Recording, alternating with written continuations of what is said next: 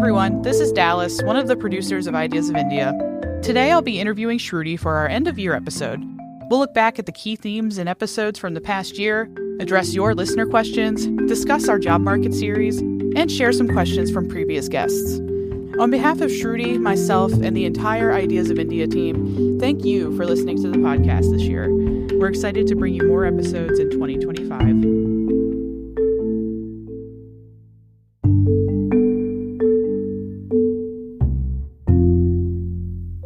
Hello, everyone. My name is Dallas Floer. I'm one of the producers of Ideas of India, and this is our end-of-year retrospective episode where I chat with Shruti about the year of episodes, a bit about the job market series, and where she answers your listener questions. But this year, we are also including a new segment where I will ask Shruti questions from some of the guests that we've had on the show this year, mainly surrounding questions or topics that Shruti and them maybe didn't get a chance to cover in their episode, or personal questions for Shruti. So I'm excited to see what our guests have been thinking about. Shruti, thanks for doing this. Thanks, Dallas. This is the most fun episode for me because it means the least amount of prep and you do all the work, and it's always a joy to chat with you. So this is an enormous amount of fun. Absolutely. All right. We're going to start with listener questions. We had a large turnout this year. People are submitting questions, which happy to see. I'm leaving more questions unanswered than answered on the podcast. So yeah, that's a mixed bag. First, just a fun one. Alice Evans, past guest, friend of the show, and listener. She wants to know how you became so awesome. Putting you on the spot. I love Alice. So this is going to sound like this ridiculous mutual admiration club, but Alice Evans is one of my most favorite people because she is so awesome. She's also an Emergent Ventures winner. I really follow her work. How did I become so awesome? I think it's because I read and hang out with lots of fun people like Alice and other awesome EV winners, Mercator scholars, all of you. Surround yourself with awesome people and some of it will rub off on you. Yeah, I was going to say the same thing. Just get awesome people around you and you will definitely turn out awesome. Yeah, all my friends and acquaintances and everyone I work with is really, really, they're quite phenomenal in whatever it is that they do. Anish Tiwari, he wants you to recommend 3 essential readings on the Indian economy, preferably books. Essential is really hard, but there are some books I find super useful about the Indian economy or Indian economy. I really like Arvind Panagaria's, I think it's called The Emerging Giant. That's a really good book. It gives you a very good sense of India over the last 70 years or so. I really like this book by Tirthankar Roy and Anand Swami called Law and the Economy. We discussed the version, like sort of the first part of that book on the podcast when they came on the show, which was, I think, Law and the Economy in Colonial India. And now they've done the follow-up and it's coming out as like one big book. So I think that's a really good one. I like Ajay Shah and Vijay Kelkar's book In Service of the Republic. And I think that was the first episode we ever did on the podcast. So that's a great book. Another really fun book. This is, now getting into the weeds of some geeky stuff that we do. I love Arun Shoury's Governance. And this is a book which it's like a Yes Minister show in book form. Arun Shoury was also a journalist other than being an economist. So he writes the journey of all the bureaucracy and red tape and the craziness that he had to encounter when he was the Minister of Disinvestment. So that's a super fun book. So I guess these are some of the books I recommend. Basically anyone who's come on the podcast who's written a book. Yeah, that too. Yeah. Not all of them are on the Indian economy though, but yeah. Sure. Yeah, and this year we've had some, right? Like Karthik Muralidharan's written this enormous book. But those are not just strictly the Indian economy. So I was trying to be a little bit more broad, but yeah, anyone who's come on the show, they've written awesome books. All right. Saikat Lahiri. They want to know, they had 2 questions. What happened to the economy of Eastern India from the 70s? A thriving industrial belt with a major hub of commerce and education in Calcutta decayed over 5 decades. What can we do to come back? Is the recent growth in Odisha an omen or an aberration? I am curious if you can discuss the East economy more comprehensively. That's a good question. So, this is a weird thing about India. There's been a lot of discussion about the Eastern economy in colonial times, because that was the first area where the East India Company really set up. So, the Calcutta presidency was the first presidency, and Bihar, Bengal, Odisha became the first states to come under colonial rule. So I think up to the 70s, there was just a massive amount of literature, starting with stuff that colonial scholars wrote and post-colonial scholars wrote that was so focused on the East. And actually, Saikat is right. I think in the last 30 years, we haven't seen that much come out of that region. Some of it is because of deindustrialization. I think there's no question about that. But I think the bigger issue is these are states that have not done a very good job when it comes to economic growth. And I leave Odisha out of it because it's been one of the fastest growing states in recent times. But UP, Bengal, Bihar Jharkhand have not grown that fast if I take the 50-year view. And I think that's part of the reason economists have not paid much attention to it, because when economies are not dynamic, there's not that much to discuss. Where did they go wrong? I think it's because they didn't invest in their human and physical capital. That's the easy, lazy answer. But it's a good question. I should think about it more. Maybe I'll find some books and papers on this and have some scholars come chat with us. Yeah, and SciCat, their second question, they submitted this, I was watching, 2 hours after their first one. So they were thinking, can all of India be like Kerala, still low middle income, but with HDI of a very high middle income country? If not, why? If so, how? And why should we not aspire to that instead of Viksit Bharat? Viksit Bharat means developed India. Okay. That's the English translation of that.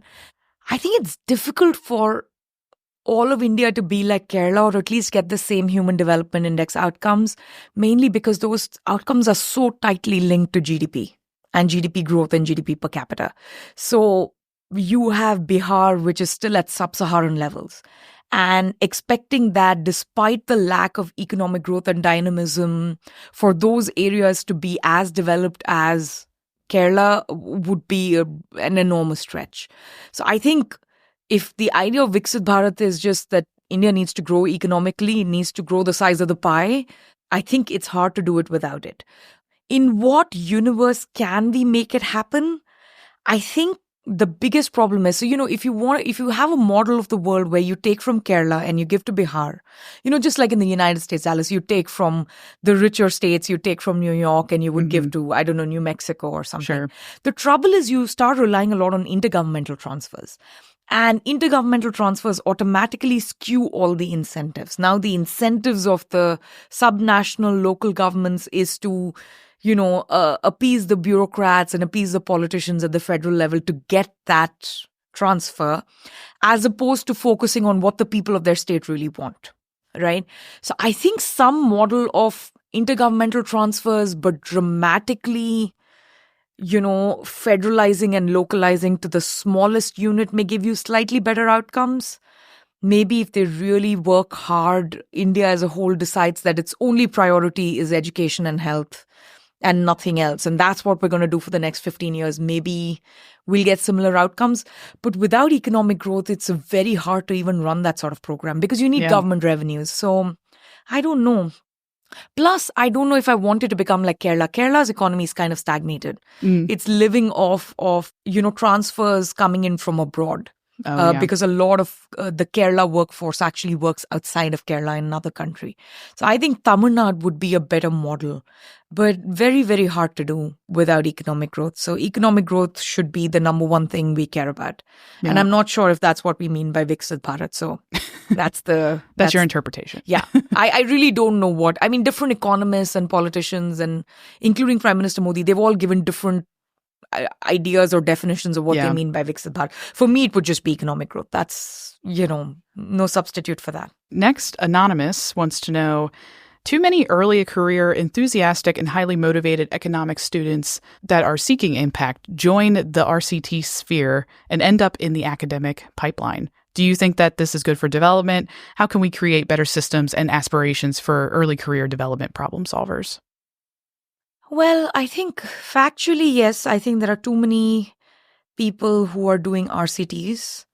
I don't have a problem with RCTs as a method. I think that's totally fine. I think the problem is if we expect development outcomes to come out of RCTs. I think that's where we run into trouble. So we shouldn't kid ourselves into thinking that RCTs are some kind of, they're going to find us some magic silver bullet or some some particular scheme that will lead India out of poverty. I think we need to focus more on the old school macro development, trade, fiscal policy, health and education policy, that kind of stuff, which we just don't see enough of. Is this good for development? No. Is this good for econ? No.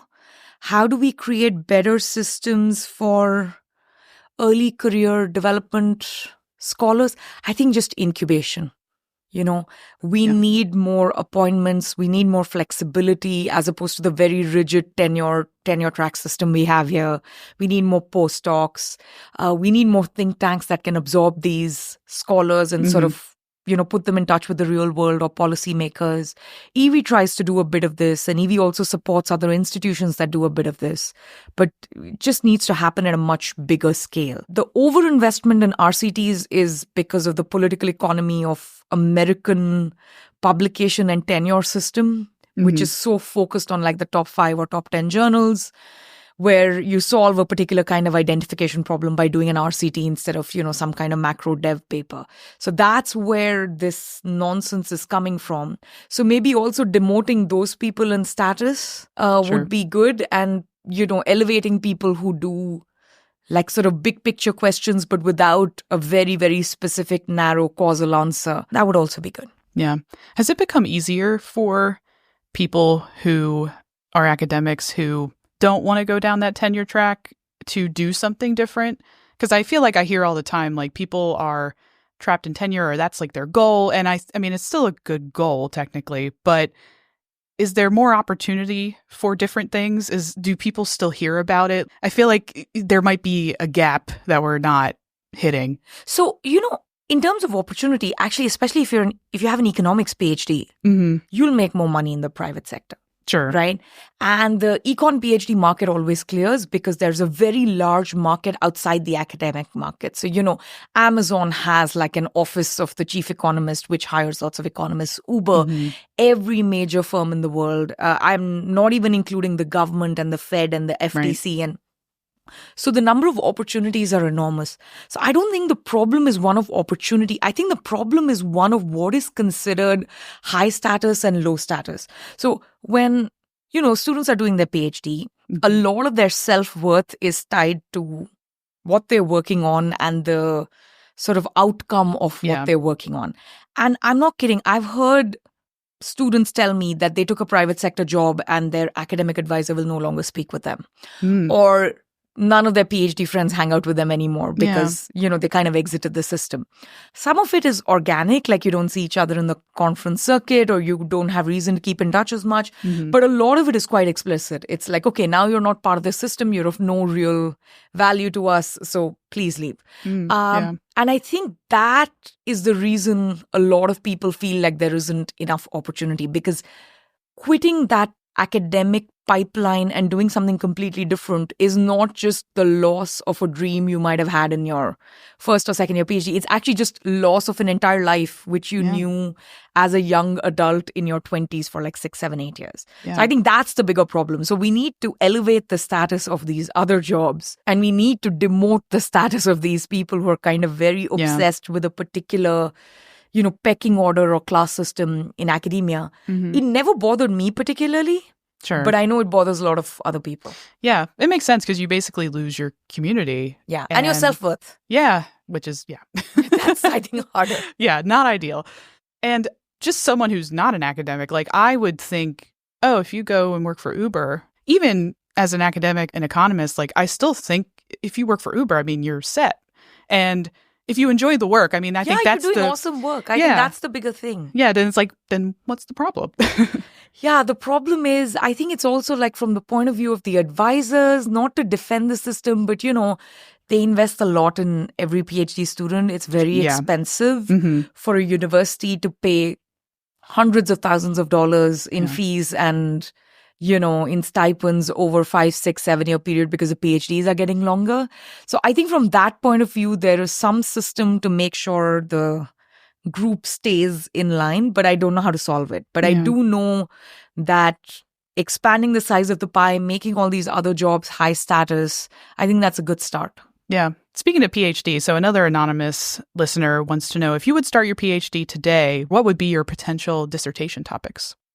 The advice I give doctoral students is do what you're really excited about, because you have to keep that excitement up for 4, 5, 6 years. Sometimes that particular paper may not get published for another few years. I remember it took like 7, 8 years to get my job market paper published. Mm-hmm. So just pick something that, a year from today, when you're working on it, you're not like, oh my God, I can't believe I picked this topic. It's coming out of my eyes and ears. I hate it. I hate my life. So that's the advice. Having said that, I also have this feeling that we should work on really big ticket items during our doctoral work, right? So what are the big ticket items of today? I mean, you have immigration. That's the big $20 bill lying on the sidewalk. We have air pollution. I think that's a really big one, especially in the global south. We have AI. Yeah, these are sort of like big global topics. In India, I think delimitation is a really big one. This is basically how India is going to reassign its parliamentary constituencies to account for population.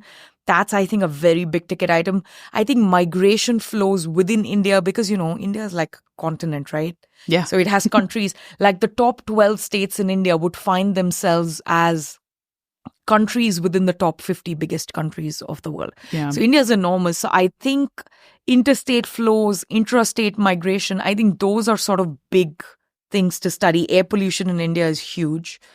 In India, I think we still need work on all your macro dev questions, fiscal policy, monetary policy, trade policy. These are just things that I mean, there's so much work that is yet to be done. Yeah, lots of stuff on law and economics. That's how I started my career, working on law and economics and the Constitution. I would write the same dissertation again today. Yeah. Because I just enjoyed doing it. So it's hard to say. No, but that's good because you took your own advice, essentially. Yeah, I took my own advice and I don't think I regretted it. Sometimes it got a bit boring. Sometimes reading by the time you get to like the 12th revision of a paper and revise and resubmit and page proofs, you just want to stab yourself. So it is a long academic pipeline. But I think I'm also listing topics where there's a deep bench of papers to be written. It's not a one cute question paper and done kind of thing. Like there are lots of questions to ask. But I also think a curious mind can make an interesting dissertation out of anything.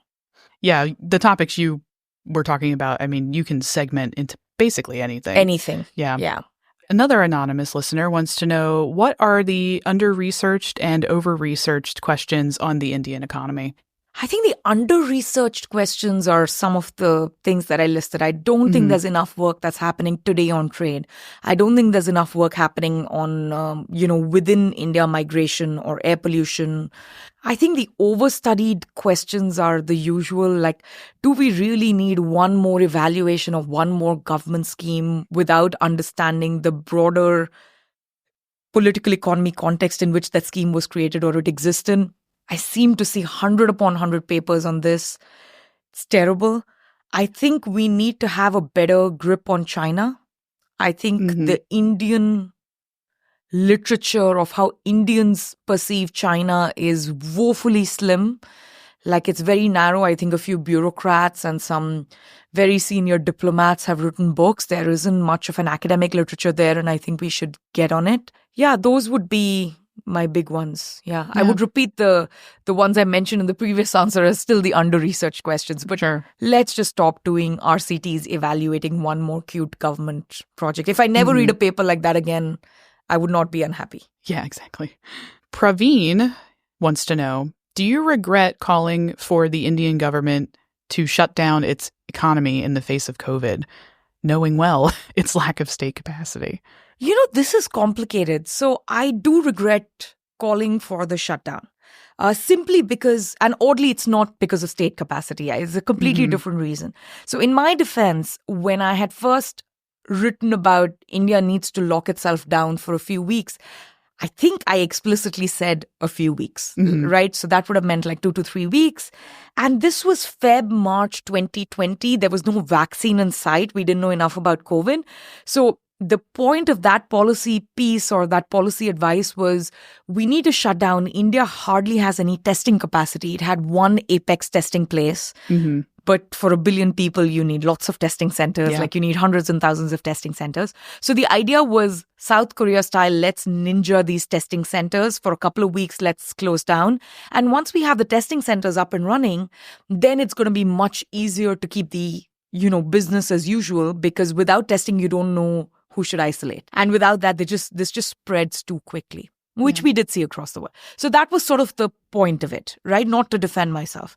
What I did not estimate, it was like totally it was outside the realm of my imagination that the government would lock down for 70 to 100 days, and second, that it would be so stringent. And oddly enough, the reason I said it wasn't because of state capacity was because I didn't think India had the state capacity to do it, nor did I think Indians would follow it, to be very honest. Sure. Right? And so that's the part I regret. The regret is not calling for the lockdown, because it's not like the government saw my column and said, yeah, Shruti said lockdown, so let's do it badly. Right? So my regret is more along the lines of, wow, I really didn't know my government and my people well enough to anticipate this. I genuinely did not imagine a scenario where Indians would quietly be at home and follow these craziest sort of diktats coming from the police and the central government. It was really nothing I could have imagined. I would have thought someone's writing a bad sci-fi dystopian novel if you had told me this in 2019. So that genuinely surprised me. I've revised my opinion of how obedient Indians are to central government diktats. And this is a very large number of people. And we didn't see riots on the streets. We didn't see anything crazy happening. We didn't see huge clashes with the police when the police were enforcing these lockdowns or bans. That, I think, when I think back, I still think it's extraordinary that that's how the government acted and that's how the people reacted. So that's my regret. And I have now changed my mind on just how much stress the government is willing to put on people and how much people are willing to tolerate. Mm-hmm. And the second part of that regret is I should have had a hint of this, because when India did demonetization, Indians quietly stood in long lines at banks to switch their currency. Again, no riots, no drama, no mass protests. Mm-hmm. You do something like this in Latin America and in 3 days, you'll see people take to the streets. So I think I just need to revise my model of how the Indians view their own state and how the state views its own people. Mm-hmm. More like subjects and, people, things to be moved around. So that's, I guess, my regret. Yeah. Yeah, I think it's more of a lesson. I think regret is kind of a harsh term, especially around, just mainly around COVID.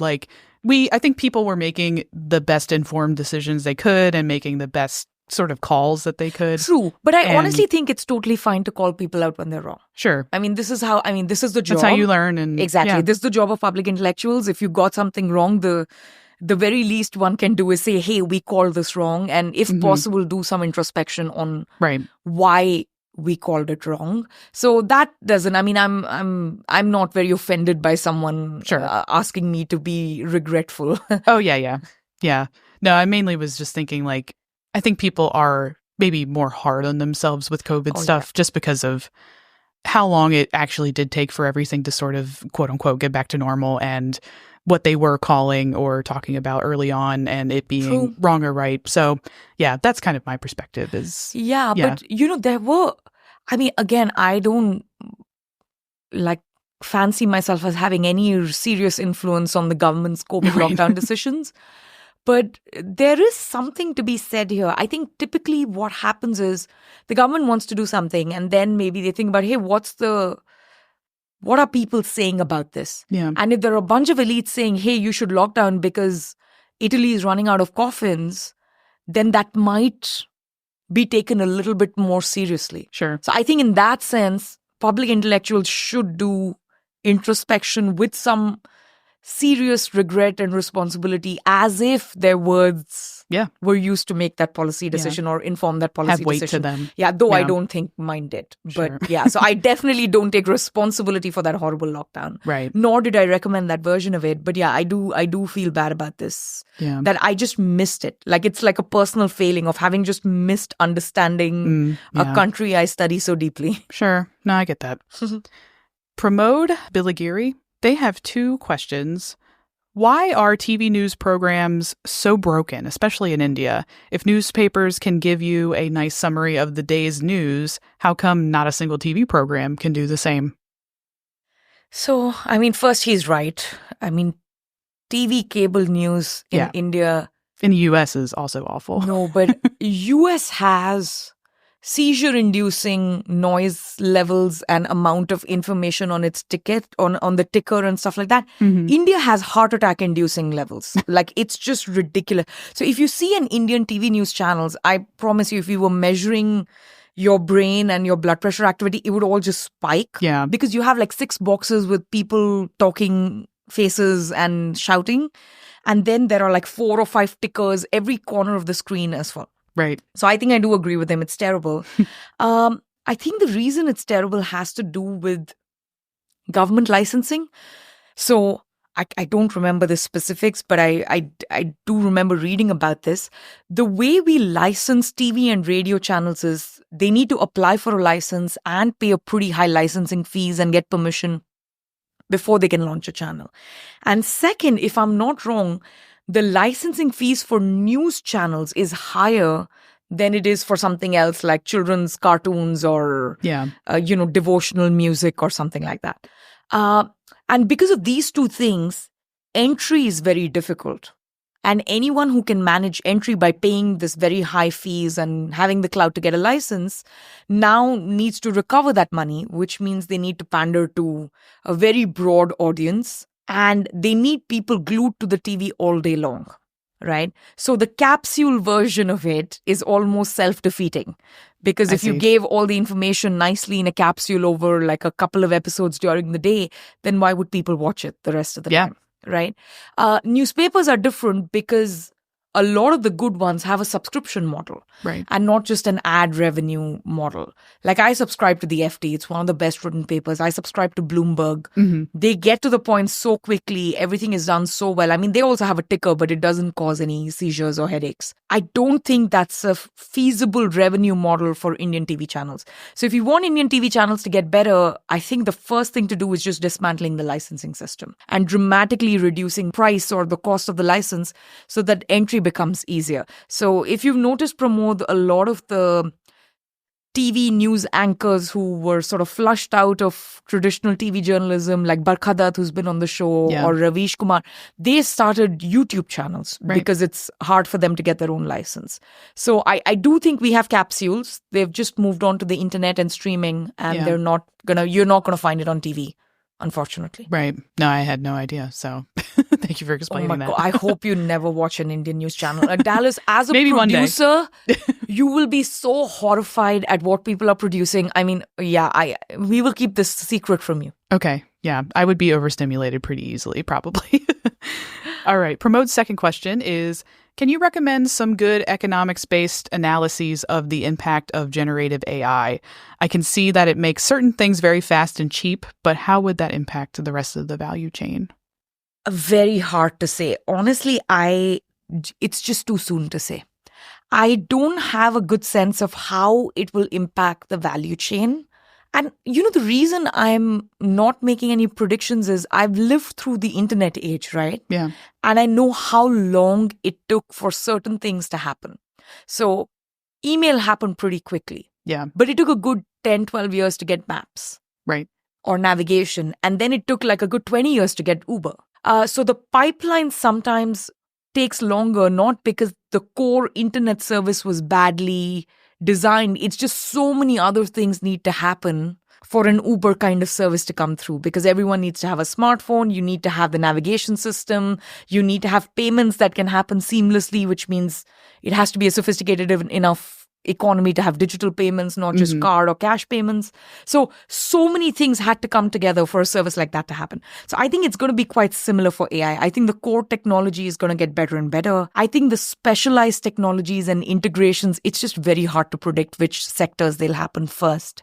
I think the person who I've read who's pretty useful on this is Anton Koronek. He's an economist. He has a couple of papers I think he has a paper in Journal of Economic Literature and a couple of other working papers. I think that might be useful to read. I recently heard our colleague Robin Hanson did a really good podcast called Awakening the Machine, where he talks about the future of AI. Robin's one of the smartest people on this, and he talks about when and how we will know if we got singularity and what kind of insurance markets can solve for that. Or so Robin's always super useful to learn from. I'm sorry, I'm not giving a very good answer to this question, but it's just hard. Yeah, there's a lot that we don't know about AI. Just stay tuned and keep reading would be my answer to the question. Right. Yeah, I mean, things are changing in AI literally every day. Yeah. All right, last question from listeners. Sai wants to know, is the South Korean chaebol model a legitimate way to build competitive economies? Do you think that tech monopolies are harmful to nations across the world?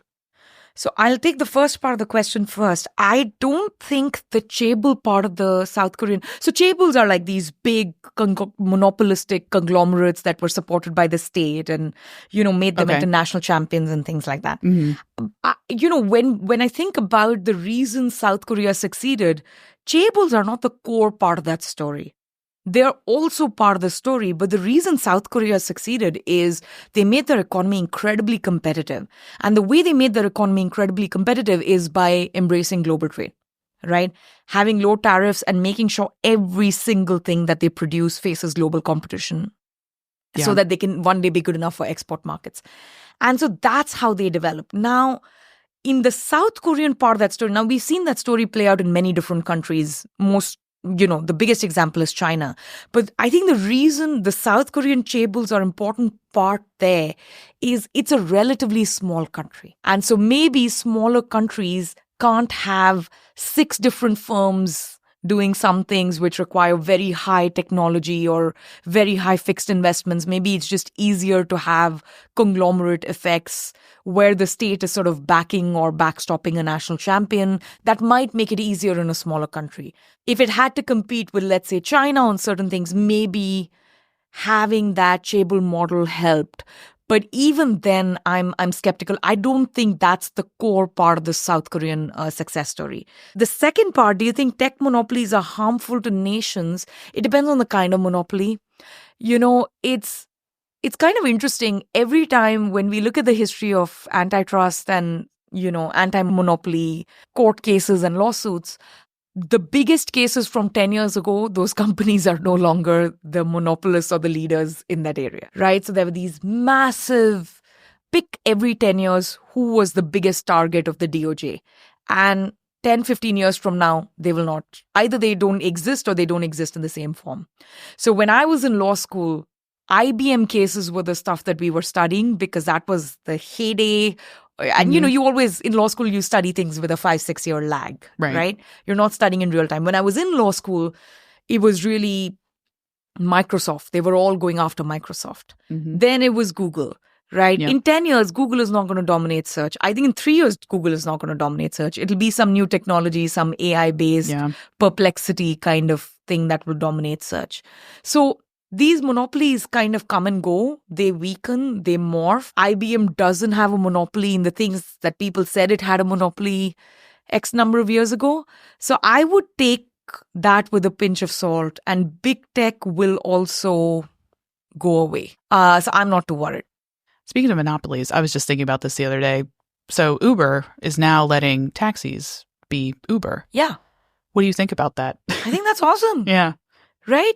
Okay, so let's back up a little bit. So, the thing about monopolies is the idea is locked into a very traditional physical world where switching costs are very high. So if there's one kind of, let's say, orange juice that has a monopoly or has a very large market share, the idea was it can abuse its dominance. It's going to strike all these interesting deals with all these retail chains.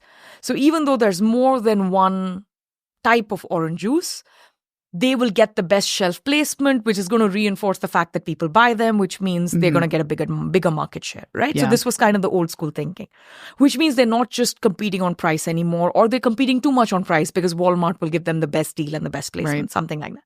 Another fear was, the kind of bundling. So, the printer and the cartridge bundling. Because the cartridge is not interoperable across printers of different firms, which means if you buy a particular kind of printer, you're forced to buy their cartridge.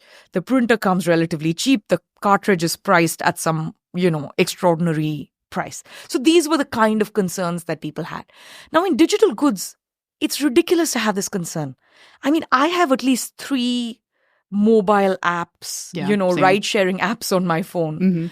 And I'm not including my own car or the metro or public transport buses in that, or taxis. I'm literally just talking about ride sharing. I think there is Uber, Lyft, and Empower, which serves our area. And I happen to have all 3 apps on my phone. The switching costs are negligible. I typically have both apps open at the same time when I'm in a hurry, or when there's surge price, or if it's raining. So it's a bit ridiculous to compare the two. And most of the drivers I see this more in India, they have multiple apps. They are drivers with Uber and Lyft and the local Ola app or whatever. So when both the consumer and the service provider are all having very low switching costs, I have no idea why we're freaking out about monopolies. Yeah. It just makes no sense. So if Uber's giving better driver incentives to the drivers, but the drivers are still looking between 3 apps, then guess who got suckered into this bad deal? It's not us, it's Uber. Right. It's not going to stay in the market too long. And most of the drivers figured it out pretty quickly. They said, Uber gives great starter incentives, and then those incentives disappear. So people are not stupid on either side of the market. So I think the advantages Uber has, honestly, is just name recognition. When I land in a new city, I open the Uber app because I don't know what is the Lyft or the Empower equivalent in, say, Hamburg. Sure. Or, pick another city. So I think that's where some of the advantages come in. But we're talking about like 2% of the population that travels and takes an Uber when they land in a new city. That's not exactly moving this market. So I think it's overblown. Yeah. No, I agree with you. We have a couple of papers on this. Shreyas wrote a paper on competition law in India and how badly the Competition Commission of India regulates this stuff. We also wrote a note on the new framework. I just want to plug my awesome research with my awesome colleague Shreyas. All right. Well, that was all the listeners' questions. Thank you, listeners who submitted your questions. Thanks so much. Some of the names are familiar because you guys also write to me and you tweet to me. The folks who are anonymous, guys, your questions were awesome. Next time, put your name on it. Don't be scared. I'd love to know you. Let's move on to top episodes of the year. So, is there anyone on the top list that you were surprised by, or was this basically exactly what you expected? I have no idea. You have no idea? I never have any idea. I'm not surprised. I mean, so the top people listed that, Dallas handed me before we started recording is Karthik Muralidharan, Aparna Chandra, Tom Easton, and Arjun Ramani, and Ruchir Sharma. And all 5 of them are fantastic people. Those were great episodes. We got a lot of feedback. I mean, Karthik is really one of the most famous economists in India and one of the most prominent development economists across the world. I'm not at all surprised by this list. I mean, Ruchir Sharma is a columnist for the Financial Times. I mean, these people are superstars. So, not at all surprised. Yeah. I will say that Ruchir was a honorable mention, and I'll get to why he was an honorable mention when we get to his episode. But we can go back to Karthik, who was number 1. So his episode was titled The State of the Indian State. So naturally, many things were covered in this episode, but there was one section where you pushed Karthik a little bit to be more ambitious in reimagining state capacity beyond just streamlining existing systems. So what additional reforms would you prioritize in personnel management that weren't fully explored in his book? I want to first step back and just tell you the model through which, or the lens through which I see Karthik's framework. Yeah. So I have no disagreement with him that streamlining, the government of India and the state level and the local levels are just so full of inefficiencies. Sure. That streamlining these systems will get us huge gains, especially in personnel management. So on that, I have no, I'm not quibbling with him. But the way Karthik sets up the problem is, this is something we need to do right at the top. So, maybe have the union government figure out how to streamline something, and then the state government figure out how to streamline things that go further down. Second, other than the top-down part of it, it's also like the union government has to do these centralized exams that are going to pick people and create a roster, and then the states can choose from. So all these are great ideas. But there is another way of doing this, which is not so top-down, which is dramatically federalize and localize such that local people know their problems the best. They know whether they need a bilingual school teacher or they need a polylingual school teacher or they only need to speak one language. No one can know that better than the people in that particular village. I think I was pushing Karthik on this because Karthik's also a fabulous public finance guy. And I mean, at Mason, we are public finance, public choice, federalism people. So my sort of push was, hey, we need to figure out a fiscally federal system where the feedback comes from the bottom. That is, you're more accountable to the people who you're serving rather than the people who are setting up these commissions or people who are streamlining things at the top. Which is not to say his ideas are bad, but that's kind of where I was going with it. Yeah. An analogy that I think about with this is sometimes video game developers won't play their own game. Yes. And you can sometimes tell really clearly if they haven't played the game. And I think it's important that you need to put yourself in those shoes if you're going to be creating something from, the ground up, essentially. Yeah, and I believe a lot of the video games got developed through these focus groups of like these super uber mega players. These young kids are paid like hundreds of thousands of dollars to try out new games and give the feedback. And so I do think the feedback mechanism gets broken if we don't have fiscal federalism. Yeah. So fiscal federalism is the big ticket item that I would push Karthik to think about more. Sure. Moving on to Aparna's episode. So that was fabulous. Yes, this one was titled, Puts the Supreme Court on Trial. The conversation highlighted how chief justices avoid dissent through strategic bench assignments. Given your view that this represents intentional rather than accidental bias, what institutional checks could effectively constrain this power while preserving the judicial independence? I don't know if there's normally, when you ask a question that's this specific and narrow, the law and economics person in me would give you a very specific rule change. Like, let's do this minor rule change and this problem will go away. The Indian Supreme Court, I'm afraid, is just a hot mess, as Aparna has also pointed out in her book. And I mean, there's just a mountain of literature on this now.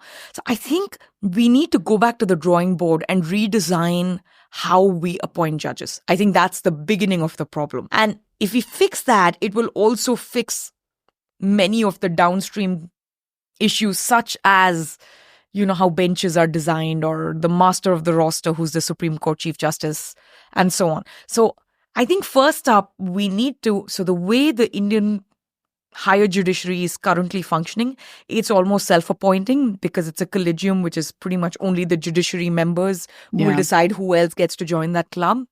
However, the executive has a kind of like a secret veto, right? They can just refuse to move the file.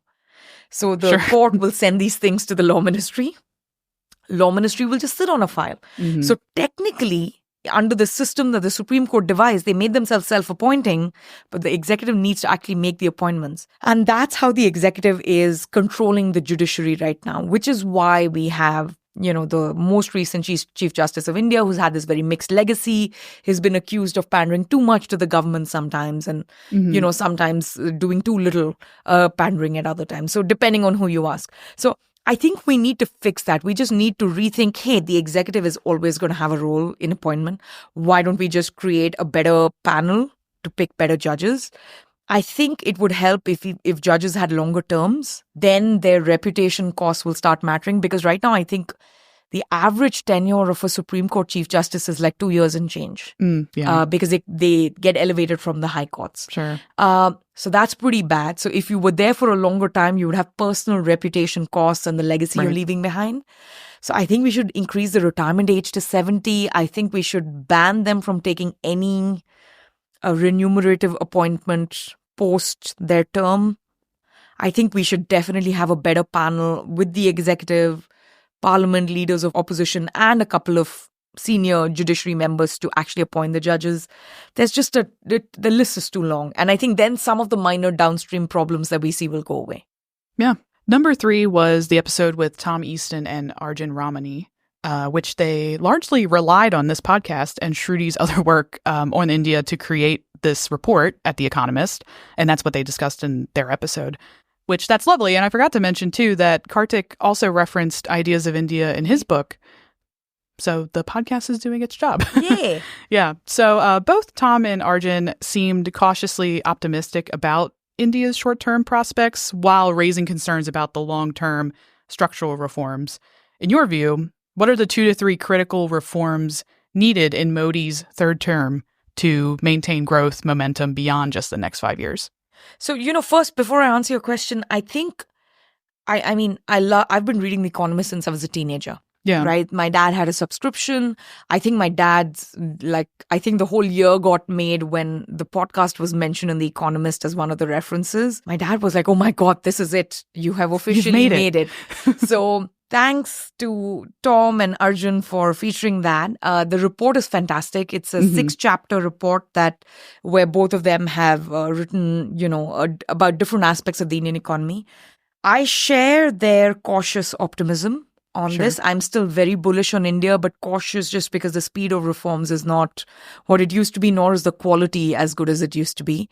I think we need to go back to the good old trade, embrace trade and liberalization. So India liberalized in 1991, liberalized for about 20 years, and between 2011 and 2020 up to COVID, kind of pulled a slight U-turn on liberalization. Like tariffs started going back up. I think now they're going to be on their way down, especially in the second Trump term. Who knows what's in store for us? So that, I think, is still something we need to do. I would say just bring down tariffs to pick a number. As I like to say, it doesn't matter what the tariff is as long as it's low and it's the same across the board to avoid all these rent-seeking problems and like policy uncertainty, regime uncertainty problems. So I think that's one. Factor market reforms, we've been doing a lot of work on that here at Mercatus.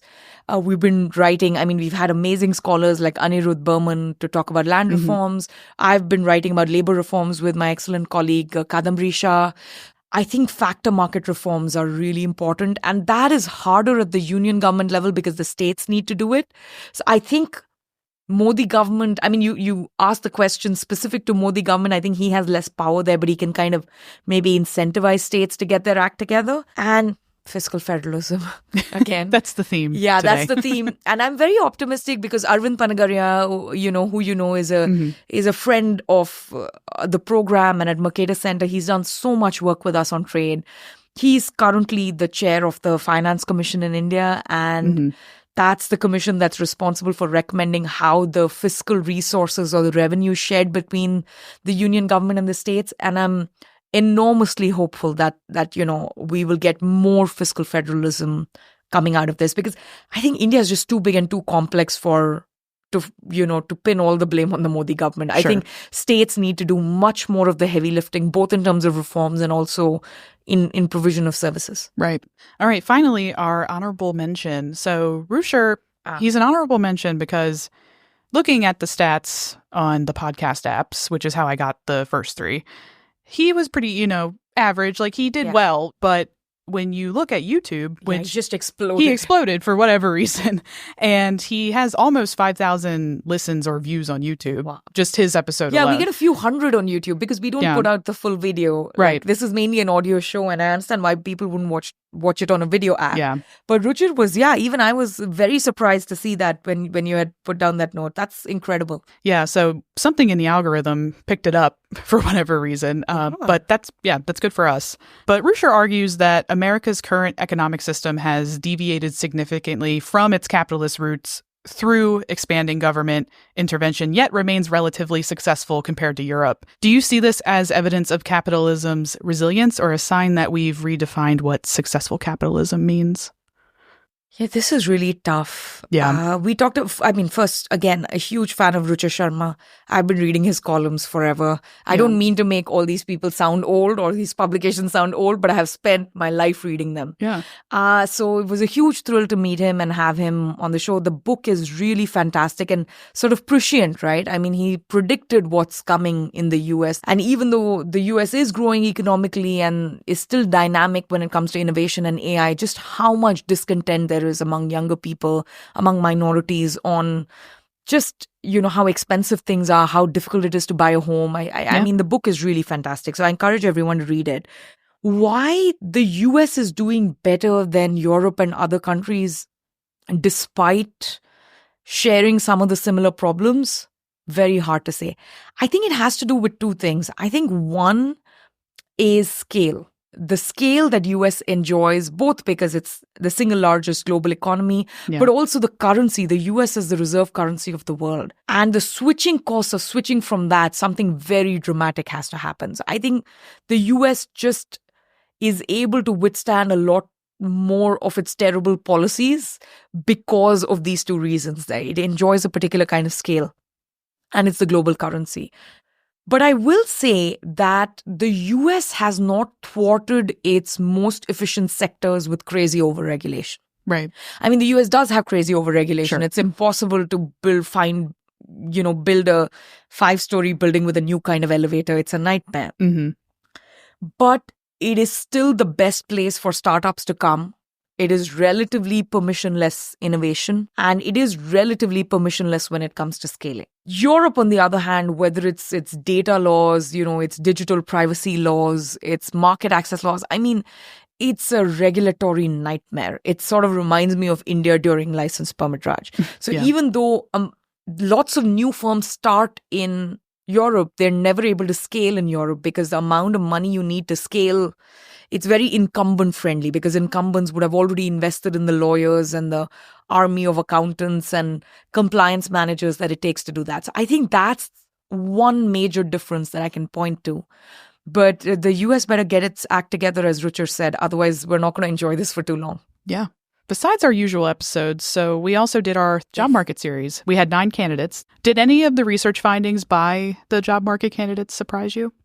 I mean, they're all great researchers. I mean, that's why, first of all, people are awesome because they listen to us. And I'm always surprised by the quality of the research. Like when I was on the job market, I was a bumbling mess. These people are so smart. They're so polished. Their research is of such high quality. I'm always blown away by that. But one thing that genuinely surprised me was Atanu Chatterjee's dissertation. I love sociologists and, geographers because they send the entire dissertation, which is so amazing. Normally, we just get to read a single job market paper. But Atanu's work is on slum rehabilitation in Ahmedabad in Gujarat. And I was surprised because everything I'd read about that topic until that point, Ahmedabad and Gujarat are the success stories when it comes to slum rehabilitation, right? Like Delhi is a disaster. You put out these tenders, the developers screw the government, they screw the people, the slum never gets built or rebuilt, people are displaced. It's a corrupt nightmare. Ahmedabad is always put forth as this amazing success story where they actually managed to get the slum rebuilt and get the inhabitants moved back in. So the amount of discontent, the number of coordination problems they were facing, just the unhappiness caused by, the new kind of spatial organization when you move away from a slum into these high-rise, low-income apartments, that genuinely surprised me. And it genuinely surprised me that spatial dislocation can have such big impacts. Because to me, as someone who's lived in good neighborhoods my whole life, the idea of living in a slum or exiting the slum would be so exciting. Oh my God, finally there's piped water and the roof is not leaking and it's not diseased and there isn't open sewage running outside. I would have thought that would be such a big thing. But the discontent related to all these other items, that surprised me. But I'm still optimistic because he talked about the kind of participatory mechanisms and what the civil society can do and NGOs can do, how we can actually design this better. I mean, it seems like relatively low-hanging fruit. So I'm very optimistic, and that's why his dissertation work is so important. But I was surprised by it.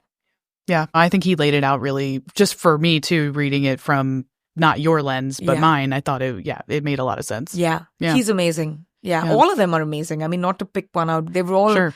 yeah. And they all sent multiple papers. They're all like super productive. Yeah. And I know from past, years experience, they all end up doing very well on the market. Pretty much everyone gets placed either in a postdoc or gets a tenure track job pretty soon. And I wish them all good luck. And, they'll all be back. Yeah. They impress me every year. So, same. yeah. We'll keep doing it. So let's move on to our final segment, our new one, questions from past guests. Ooh, so I love our guests. We had 4 people submit questions. Sajith Pai, he wants to know, what were the 1, 2, or 3 most surprising takeaways, insights, factoids that stayed rent-free in your head from all of the conversations that you had this past year?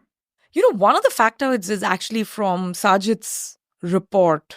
Sajith, I promise this is not like, I'm not making this up just because it's you and you asked the question. In Sajith's Indus Valley report, they talk about like the consumer base of India and, they kind of bifurcate sort of not bifurcate, but classify India's 1.4 billion people. But that still shows that about 1 billion Indians are earning incomes and consuming at sub-Saharan African levels. That to me is still pretty incredible. That's still how poor Indians are, despite all the economic growth. And I think the project for all of us working on India has got to be how to lift that group up. Yeah. That's a huge number, and that's pretty staggering. What are some of the other factoids? So this episode hasn't released yet. This is with Anand Sudarshan, which is, I think, going to be our next episode, or maybe the one after that. I did not know that sort of this pain medication called diclofenac, which is pretty common, anti-inflammatory medication that's given for all sorts of muscle pains. Mm-hmm. The patent expired and it made its way into veterinary medication, and giving diclofenac to cattle almost single-handedly destroyed India's vulture population because of just collapse of vultures that can't digest diclofenac, and it causes kidney failure. That to me was like, oh wow, I had no idea that there would be this crazy unintended consequence of this one patent expiring on this one medication, which is pretty safe for humans. It's pretty safe for cattle. Weirdly enough, it's not safe for vultures. We don't give it to vultures, but they still face this collapse because of it. So that's one weird thing. And please listen to Anand's episode. It talks about the human lives lost because of the collapse of keystone species like vultures. What are some of the other crazy factoids? I think the Ahmedabad one is pretty crazy. There were some crazy factoids from Aparna's book. Just, how crazy the pendency is, how most of the cases that go on to the appellate level that get overturned, it's a coin toss. So it's not like lower courts are doing so badly. It's just higher courts are opening up every case without much good reason. What are some of the other crazy factoids? Yeah, I guess those are a couple of them. Yeah, they're interesting. Yeah, I haven't listened to Anand's episode either because we haven't gotten there. But we just recorded it. I just read that paper. That's why it's so salient in my mind. Yeah, no, it's interesting. All right, Sajith also wants to know, has Shruti revisited a prior belief or assumption or two that she held deeply and now a conversation or two is making her rethink that or made you revisit? There are a couple. I've been thinking about this. So I've always long held the view that, education and like really good public or private schooling is the way we change the fortunes of people and we overcome the birth accident, right? Yeah. And, in India, if we fix education, that's going to change things enormously for people.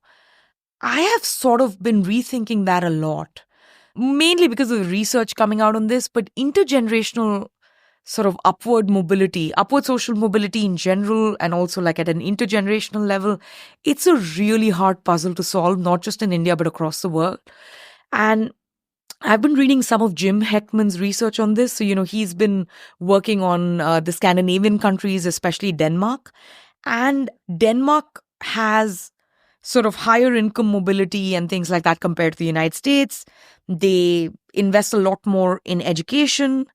But even his research finds that family background is so incredibly important in determining future outcomes or lifetime earnings and things like that.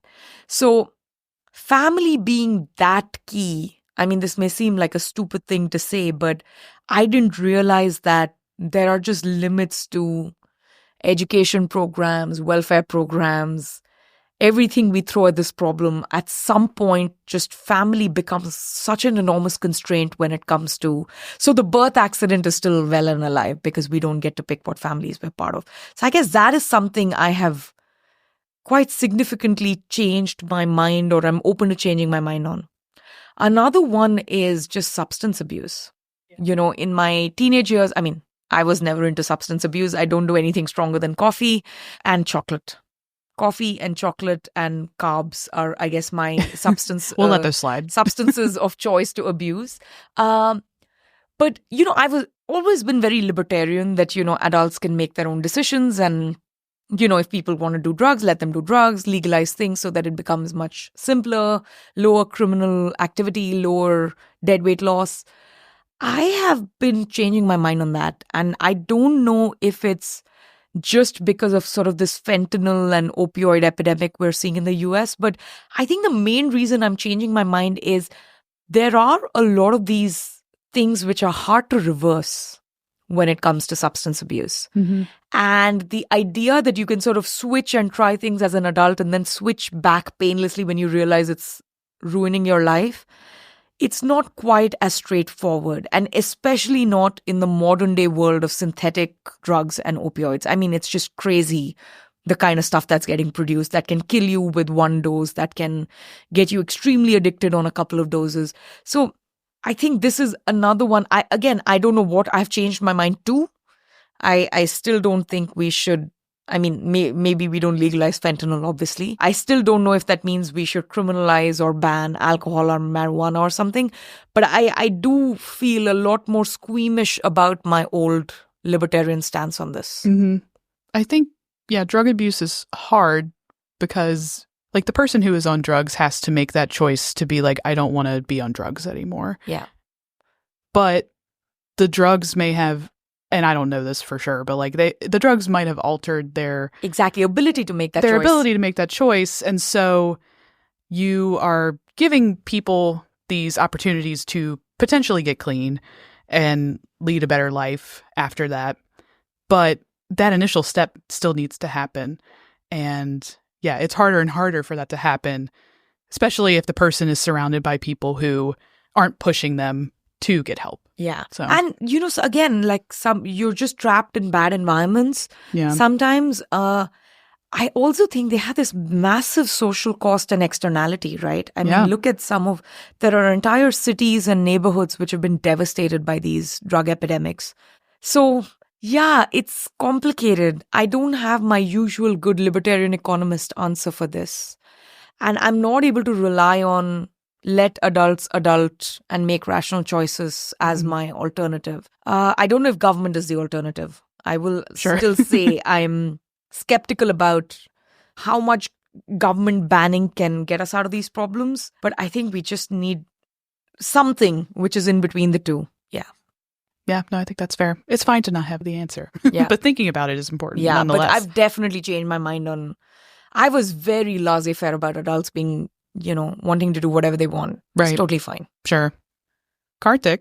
Yes. We're bringing him back. He wants to know, given that Shruti is one of the very few Indian economists who has a law degree, I'm curious to know if Shruti has designed a course on law and economics for Indian law schools. And if not, I would strongly encourage her to create one and teach it to a top law school in India to get feedback and refine the course and then offer the syllabus. I think this is an incredible opportunity and incredibly important because most of the legal community has very little exposure to the economic analysis of the law, quote unquote. He discussed the importance of this in chapter 14 of his book, but we didn't cover it during your episode. So maybe you can contribute to this. Because your book was huge, Karthik. No, Karthik is being very kind. Yeah. He is right. And not too many people make so many mistakes in their life. I went to law school and got a PhD in economics. At least one of them was a mistake. But no, to answer his question, I've done, I've taught a couple of modules to law professors, introducing them to the topic and things like that. But I've never designed a full course. I have taught law and economics to American students, but I've not done it for India. So Karthik, I accept the nudge. I will think about this more. and I will put together a reading list or something that makes sense, hopefully. Where's the question? The question was the top. Okay, this is a big, okay. Yes. So the nudge I accept. The question is, have I made such a syllabus? No, not yet. And this is already in sort of his long comment. So, there are these two different fields. One is called traditionally law and economics, is like this all-encompassing thing. But it's split somewhere, and actually split within Chicago.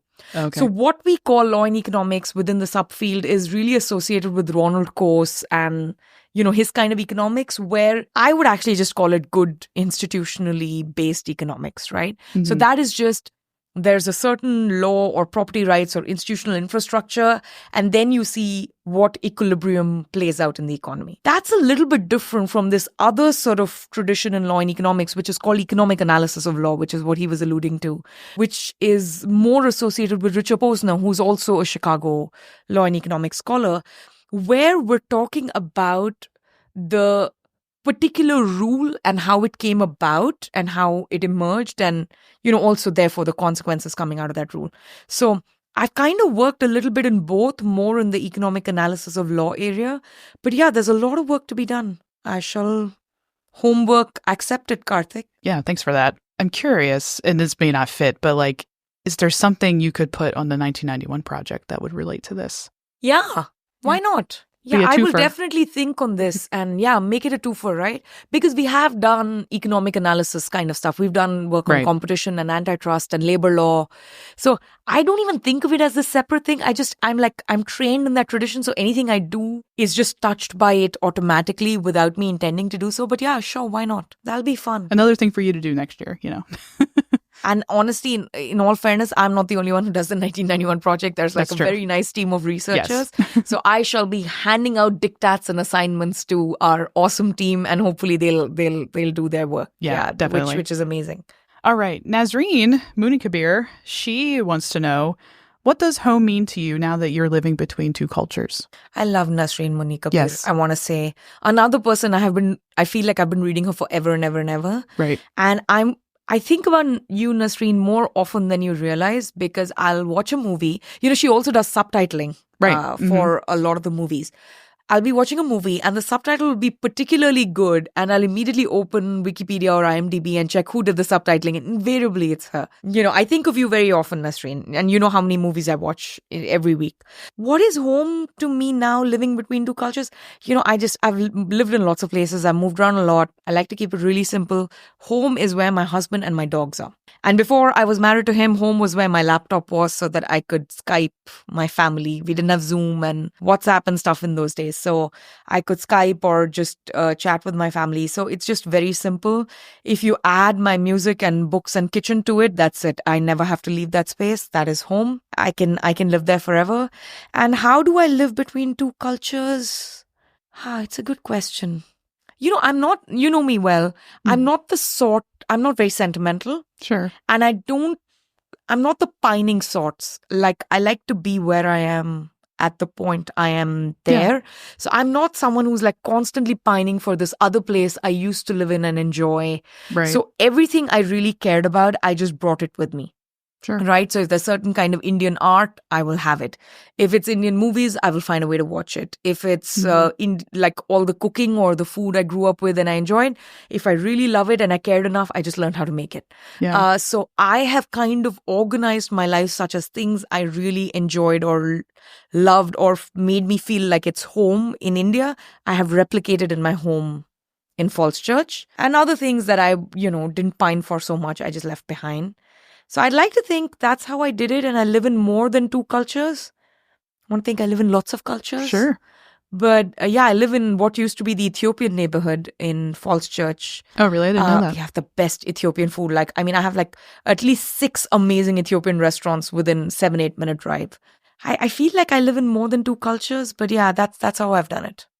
And it's very easy to bring things that either are from a different culture or just things that you enjoy to yourself than ever before. Exactly. Yeah. The music, the movies, all of it. Netflix has made it a lot easier. Earlier, there used to be these fake or pirated DVDs they would sell at the Indian or the Pakistani store that you had to find to watch the latest Hindi film.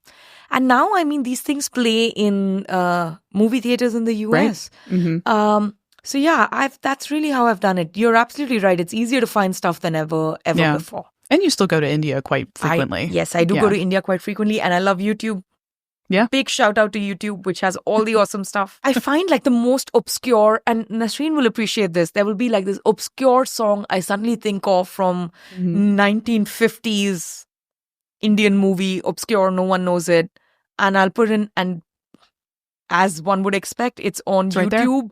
It has at least 6,000 views and 400 comments. And I found this niche community of other dorks who care about that minute thing that I care about. Yeah. Same for recipes. YouTube is awesome to learn new recipes. So big shout out to YouTube. Yeah. You can get rid of all of the backstory to how they came about this recipe that you see on all the websites. And I think there's something very nice about watching people cook and seeing the techniques they use and how they chop something. And then I see the gadgets they use. And I found some good lemon zesters and knives just looking at YouTube videos. I'm like, that looks pretty good. Sure. I should have that in my kitchen. So YouTube is, I guess, how I live simultaneously in two cultures or more cultures. Yeah. Doug Irwin, he's our last one, but he has 2 questions. I love Doug Irwin. He was our 100th episode. Yeah. Big shout out to him. Doug. All right. What is in store for the 1991 project in 2025? Doug, you will be very happy to hear this because you are writing some awesome papers on this, on India's liberalization. We are hopefully going to put out all the oral histories early next year. Right. The reason we haven't put them out already is we're waiting on one person to give us dates to record. This is N.K. Singh. And the only reason we're waiting for him, I'm not shaming him. It's just he has been so productive and so busy even in his retirement. He was the finance commission chair before Arvind Panagaria. He was like one of the liaisons for the G20 when India was, the head of the G20 last year. He's crazy busy, amazing person, amazing scholar. But we've just been waiting to record with him. And the Stanford methodology we follow doesn't let us put all the episodes out until we cover the first set of reforms, basically. So that's a big thing I'm looking forward to. We've been cleaning them up and producing them. Dallas, you've been helping. Thank you so much for that. You're welcome. And the second thing, as I mentioned, I think we just need to now start thinking about reforms at the state level. So I'm really hoping that our tiny team, but also all the people who contribute to the project, all the writers who write for it, all the think tanks that we work with in India, I really want to nudge and push and get things done at the state level and at least start having, Doug, you would appreciate this, something like Montague's MDoc, but for all the different states because they all have different development challenges. So that would be a very cool thing to do next year. But that's what I'm hoping for. And once we release the oral histories, you can write the next paper based on them. Last question from Doug, and the last one in this episode, and I think it's a good one to end on, is does Shruti have any personal goals for 2025? Yes, I have lots of personal goals. Usually I just change the year because I haven't accomplished them. But this one, the big one next year is I want to finish the book and have it release. I want to spend more time with elephants. That's oddly specific. Tell us more. I'm going to be in Kochi soon. Next year, I'm hoping to go to Africa. And there are a couple of elephant orphanages I support near the places I'm hoping to visit. So I want to go hang out with elephants. Oh, that sounds nice. My favorite animals. Actually, I just want to hang out with more animals. I think that's a very good goal. Elephants would be a good start, but any animals other than reptiles, I'm a little squeamish about reptiles. Yeah. But most animals, I'm just happy to hang out with. So that's something I want to do. But hopefully I get the book done, which will be the big thing off my back. And all the usual personal goals, lose 10 pounds, which is, I guess, my goal every year. Eat better, live better, exercise more, all the usual That's a stuff. lifestyle. And I've still not mastered it. I know. Neither have I. So hence they are still on my personal goal list. But I guess I'll pick spending time with animals and finishing my book. What are your personal goals for next year? Yeah, besides the lifestyle stuff of trying to stay healthy and exercising and being active and all that stuff, probably just, spending more time with friends and family. I try to prioritize that every year just because I think we let life get in the way. And then, it's 4 years later and, you haven't seen them. That, I would say managing stress is a big one. I like your goal of spending more time with animals. I love animals as well. Exactly. And we have that in common. yeah, so I don't know what I would do necessarily. Like my husband and I went to Hawaii earlier this year, and their zoo is so like thriving as far as like all of the animals there were just happy and like you could see it. And I want to be around that. Like things where I'm just like, I can see in their face, even if it's a person and not an animal, just being around people who are smart and productive and happy and they want good things to happen for you, that sort of thing. Okay, this is going to sound really weird and uber specific, but you know I'm a weird person. I am obsessed with Jonathan the turtle. I think he's this giant turtle who's 190 years old. Oh, I think I know who you're talking about. Yeah, he's all over social media. Mm-hmm. Hi, Jonathan, if you're listening. He definitely is. I recently found out that he is in the middle of nowhere. St. Helena, which is like this British overseas territory, which is it's a dot in the middle of the Atlantic. Mm-hmm. And I think that is Jonathan's secret to his long life because no one is bothering him because he lives in the middle of nowhere. Yeah. He looks adorable. And he's been around for 190 years. Like, I know. He overlapped with Lex Strauss. And he's seen some stuff. Or seen nothing because he's trapped on this tiny island. Yeah. I think he was hatched in Seychelles, I want to say. Okay. But yeah, another place in the middle of nowhere, except that's, the other side of Africa and this is the west of Africa. So I think the easiest way to get to this island is by flying from South Africa, which is already, I think, 20 hours away from where I'm sitting. So I don't even know how one would go about getting to St. Helena. But one of the things I really want to do is make friends with Jonathan. I follow lots of crazy creatures on Instagram. Mm-hmm. The easiest way to get me to part with my money is have like an Instagram page for whatever animal we're trying to save. Right. So elephant orphanages are my favorite. Mm-hmm. And now I'm obsessed with Jonathan and other dogs and other such animals. Yeah. I will hook you up. Please do. Let's say I have to check out Jonathan. Jonathan is adorable. Yeah. Another one that's popular is Fiona the hippo. Oh, yes. I know Fiona the hippo. Mm-hmm. And what is the other one? Moodeng. Who's the Moodeng. Yep. Latest sensation. Yeah. Internet sensation. Adorable. Yeah. Where is Moodeng? Good question. Like physically located. Let's look it up. Where is Moodeng? I think Thailand. Thailand? Mm-hmm. Okay, I gotta go to Thailand. I want to go to Kenya, where there's this place called the Sheldrick Trust. And I mean, like for $50, you can sponsor like one of their orphaned elephants or giraffes or something. Uh-huh. Easiest way to get me to part with my money. Yeah. We're going to Kochi for Emergent Ventures, and there is an elephant training center and orphanage about a couple of hours from there.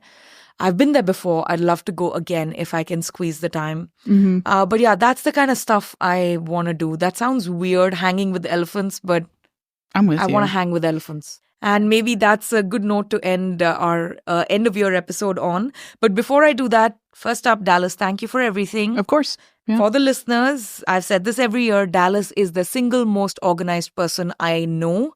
And I think I can say with a fair amount of confidence, the most organized person in this building. Right? Thank you. I'm pretty sure. So, huge shout out to you because you make this entire crazy machinery work. And we have other people working on the podcast. We have Sam Alberger, who is our sound engineer and one of the producers. We have Jeff Holmes, another producer, and sort of like our creative director and mentor of sorts who manages the all the podcasts from that we produce in Mercatus. We have Houston Beckworth. He's Houston or Houston, like New Yorker say it. Excellent. Yeah, we have a big Texas contingent on this podcast. Exactly. So we have Houston Beckworth, who's done some editing, Mary Horan, Jenny Cronowed, Beata Nas, who typically do the copy editing of the transcript, depending on which week who's working on the transcript. We have Shreyas Narla and Kadambari Shah and Ankita Dinkar, who are also part of the 1991 project. And sometimes they will chip in with working on the transcript or helping us book a guest or something like that. And we have Jen Whistler, who's on our marketing team. Again, maybe you and Jen have to fight it out for the most organized person. Jen can take it. But Jen... I think I'm betting on you. No, Jen is also very, very organized. Yeah, she's amazing. Yeah. And so Jen runs all the newsletters and marketing and things like that. So she's the reason you've heard of the podcast or that it reaches you or you can share it with your friends and things like that. But thanks to all of you. I mean, you guys make this super easy. I just read the stuff, show up, record, and disappear. Everything else is done by all of you, so thanks a lot. No, thanks, Shruti. Yeah, everything that you do for the podcast doesn't go unnoticed either. So without you, we wouldn't have a show. Well, this show, you would have a show, but maybe not this show. This show, yeah. Yeah, thanks, Shruti. Awesome. I appreciate it. Thank you. Happy New Year, and we will see you next year. Yeah, see you in 2025.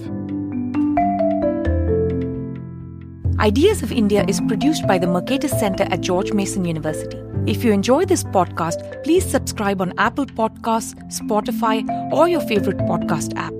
Help us grow by giving us a rating and leaving a review. Follow us on Twitter at @SRajagopalan and @Ideas of India. Also check out our initiative commemorating 30 years of India's market reforms at the 1991project.com.